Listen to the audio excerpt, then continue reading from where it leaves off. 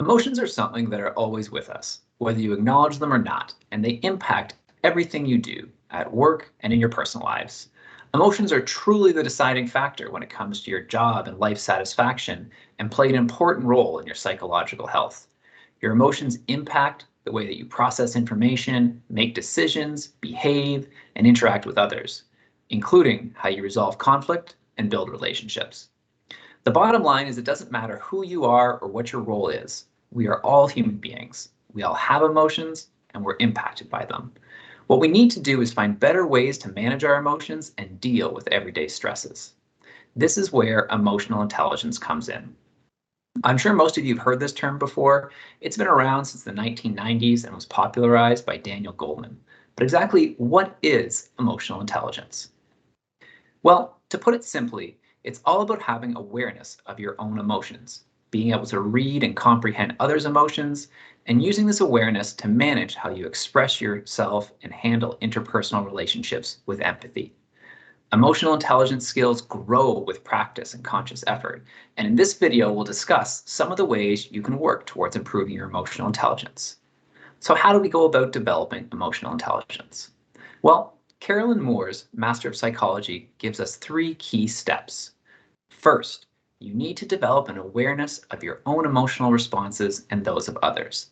This means that when you can feel yourself or someone else becoming emotionally heated, pause and take notice of what's going on in yourself and the other person without judgment or interpreting.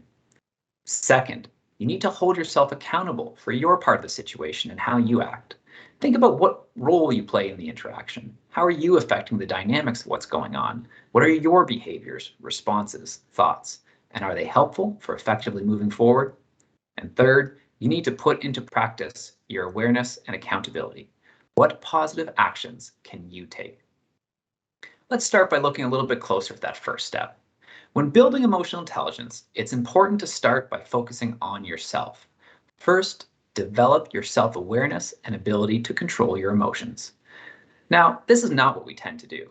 We tend to look outwards first and place the blame on others. I think we've all had interactions in work or in our personal lives where a person's behavior has been triggering or irritating, and we think to ourselves, if only they wouldn't do this. I wish they wouldn't act like that. But if you think about it, often the behavior that someone's doing that bothers you is a non-issue for someone else. This reinforces the point that it all comes back to you, your emotions, your triggers, and how you choose to handle them. We need to remember that how other people choose to behave is out of our control, but what we can control is ourselves, our thoughts, and behaviors. By taking time to reflect on your own thoughts, triggers, and past experiences, we can begin to develop personal awareness. And part of this awareness is also developing the ability to recognize and label your emotions. The benefit of doing this is that it gives you a sense of control. When we know what we're feeling and have the words to express it, we are better able to manage our emotions. Knowing what you are feeling can enable you to move forward to the next step of understanding what caused you to feel that way and whether there are deeper emotions or issues underlying your initial surface reaction. Taking the time to label your emotions in the moment also helps you pause and reflect on how you're showing that emotion to the world and whether it's helpful or unhelpful to the present situation. Emotional intelligence really needs to come into play when we experience negative emotions brought on by our triggers. And triggers are just the people, behaviors, or situations that get under your skin and provoke unpleasant emotions and a destructive response, where you can act unprofessional or even engage in conflict. These are your hot button things, and the stronger the trigger, the more likely it produces a strong negative emotion and impulsive response. Take a moment now and think about one thing that triggers you. For me, I was brought up to take accountability for all my actions, and I've learned that when I perceive others to be deflecting accountability for when I think they've made a mistake, that can be a trigger for me. For you, maybe it's when someone's indecisive or when someone's dishonest. We all have triggers, and that's okay. It's part of being human. Paying attention to the things that trigger you will help you to begin to identify patterns of situations or behaviors that set you off. This is useful because when you identify the things that are likely to produce An automatic negative reaction, you can identify changes you may need to make or specific strategies you can use to anticipate and manage the situation more effectively, strengthening your emotional intelligence. When we're triggered, we typically respond in one of three ways. The first is avoiding the situation, not paying attention to it. And the problem with this approach is the situation is still there, it's just going unaddressed. The second response is suppressing or pushing down the emotions you're feeling. This is the worst thing to do for your health because negative emotions stay in your body. And research has shown that the long-term impact of suppressing negative emotions are substantial. It puts physical stress on your body and can impact your cardiovascular health, immune system, and overall mental health as well. But there is a healthy third response, and that's reframing your thinking, known in psychology as cognitive reappraisal. This involves looking at the situation from another perspective. When you're triggered, cognitive reappraisal is the strategy you want to have in place rather than avoiding or suppressing emotions. Cognitive reappraisal means that you recognize the negative emotions you're feeling, name them, and then stop the negative feedback loop by changing the pattern of your thinking into something more positive and effective by considering a different perspective that you could have in the situation. I know for me, often when I'm late with my daughter, I'm driving somewhere or walking and knowing that we're going to be late, that is a trigger. And I can feel anxious and stressed in that moment. What I've learned is that if I can focus on where we're going and the fun we're going to have or the experience that my daughter's going to have, then I'm in a much better mind space and don't react the same way that I would have otherwise. The simple act of considering another perspective can loosen your grip on your initial negative emotion.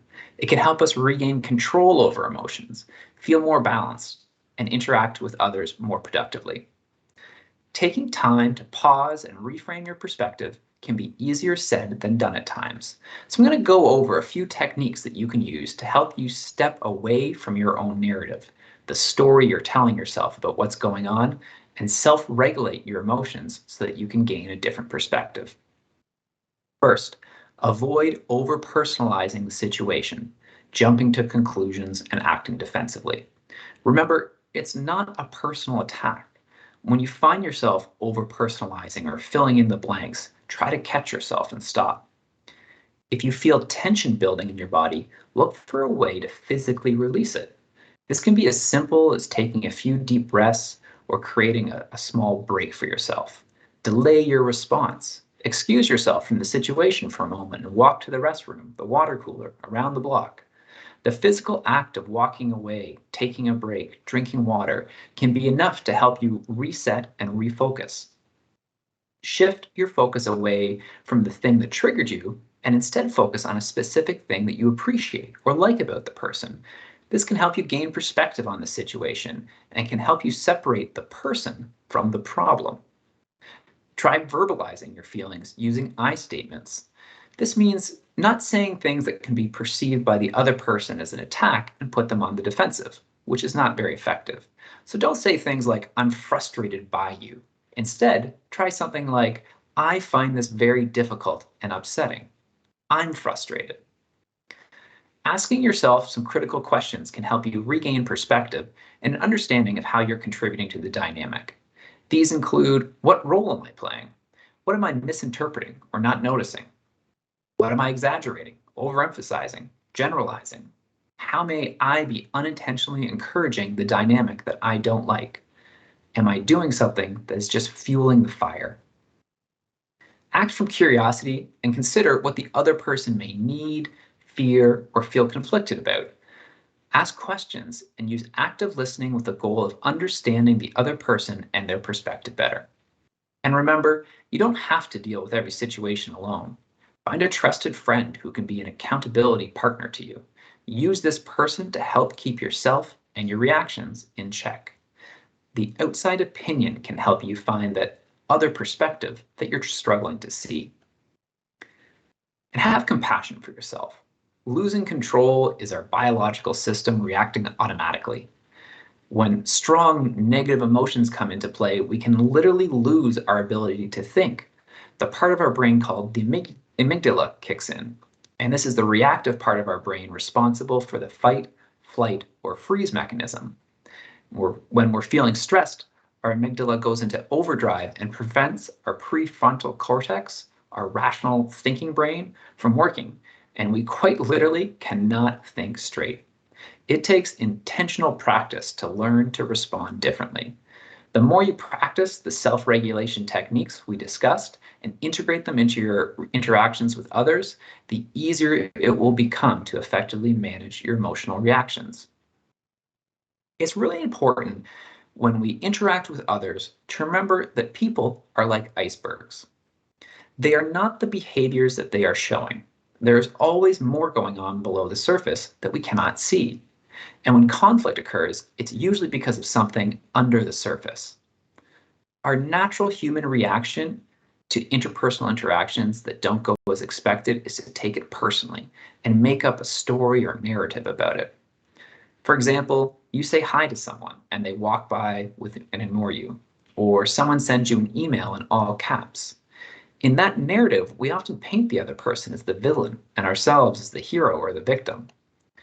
The problem with these narratives is that they make you lose sight of what is actually important, your relationship with the other person and what you're trying to accomplish together. The reality is, more often than not, it's not really about you. Most of the time, there's something else going on with the person that you're not aware of. What we need to do instead of taking things personally and making up narratives is to pause, notice the assumptions that you're making, and consider alternatives. What else could be going on that is causing this behavior? Get more context from the other person. The best approach is to show empathy and compassion. And when possible, gently, politely ask the other person what's going on so that you're not filling in the blanks and making incorrect assumptions.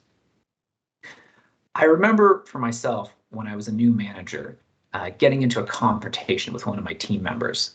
Their performance wasn't measuring up to their talent, and I wanted them to take ownership of that and plan for how we were going to improve. The conversation got heated, and it didn't lead to better performance or creating a learning experience. And looking back, it's easy to see how taking a break, checking in by asking more questions to understand their perspective would have been great strategies to create a better experience and ultimately help improve their performance. But I was so focused on the narrative that I put together around the reasons for their poor performance, I lost sight of the real problem and our relationship. And in the end, I helped neither. So I want to leave you with 3 things to remember. First, start developing emotional intelligence by focusing on yourself, your triggers and typical reactions to develop awareness, which will then lead to change. Second, reframe your thinking when you are triggered. Consider another perspective on the situation to lose your grip on your initial negative emotion. This can weaken the intensity of your negative emotions and enable you to use self-regulation techniques so you can interact more positively and productively with others. Finally, show empathy and compassion. Remember that people are not the behaviors that they're showing. There's always more going on below the surface that we cannot see. Seek to understand what others are going through so that you have the full picture rather than an assumption, and your relationships will benefit as a result. It's important to remember that all relationships take work, and we will all at some point or another fail to remember our self-regulation techniques and forget to take that moment to pause and reframe. And that's okay. What matters is what you do next to repair and move forward. Apologize if you've hurt someone, have self-compassion for your mistakes, and remember to keep a growth mindset to keep developing your emotional intelligence skill set.